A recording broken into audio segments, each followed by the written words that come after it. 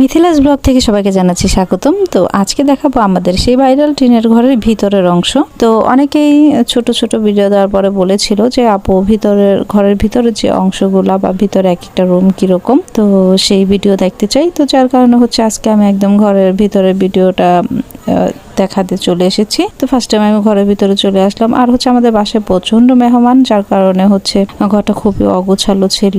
দেখতেই পাচ্ছেন বিভিন্ন জায়গায় জায়গায় ব্যাগ ট্যাগ, কাপড় চোপড় এরকম বা মানুষ। তো এটা ছিল একটা রুম, আর এটা হচ্ছে একটা বেডরুম, আর এটা হচ্ছে সুপার রুম। তো দেখতেই পাচ্ছেন আমার আম্মু হচ্ছে ঘরটা ঝাড় দিচ্ছে।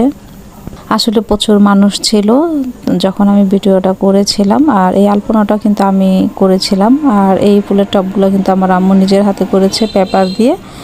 তো তারপরে 2 রুম গেল, একটা বেডরুমে আর হচ্ছে একটা সুপার রুম, আর এখানে হচ্ছে কিচেন রুম, মানে ঘরের ভিতরে কিচেন রুমটা।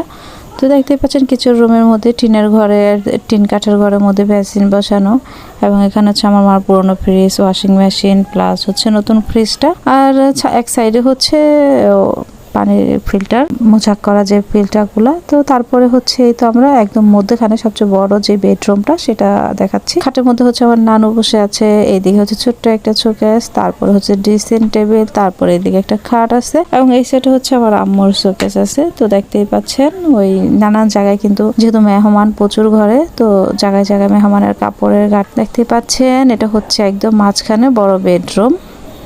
অলরেডি হচ্ছে ঘরটার মধ্যে 4টা রুম গেছে, আর এই যে হচ্ছে আরেকটা রুমে চলে এসেছি। এখানে একটা ছোট একটা ডাইনিং টেবিল দেওয়া আছে, আর এক সাইডে একটা খাট দেওয়া আছে। এই পুরো টপগুলো কিন্তু আমার আম্মু করেছে। আর হচ্ছে এই আলপনাটাও কিন্তু আমরা ড্রয়িং করব, জাস্ট চক দিয়ে এখন এঁকে রেখেছি, একটু পরে রং করব। তো দেখতেই পাচ্ছেন এই হচ্ছে ঘরে মোট 5টা রুম এই দিক দিয়ে দেখা যাচ্ছে। দেখতেই পাচ্ছেন এইখানে হচ্ছে 1টা 2টা 3টা দেখা যাচ্ছে, আর সামনে দিয়ে হচ্ছে 2টা দেখা যাবে। এই হচ্ছে মোট 5টা রুম।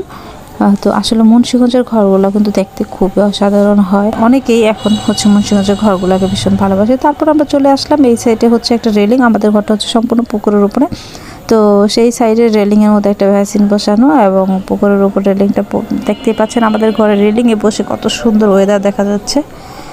আর হচ্ছে একদম মানে যেই টাইপের বারান্দার আমি ভিডিওটা করেছি, পুকুরের উপরে হাঁস যাচ্ছে, তারপরে হচ্ছে পুকুরের সাইডে অন্যদিকের মানুষ কাজ করতেছে, দেখতেই পাচ্ছেন।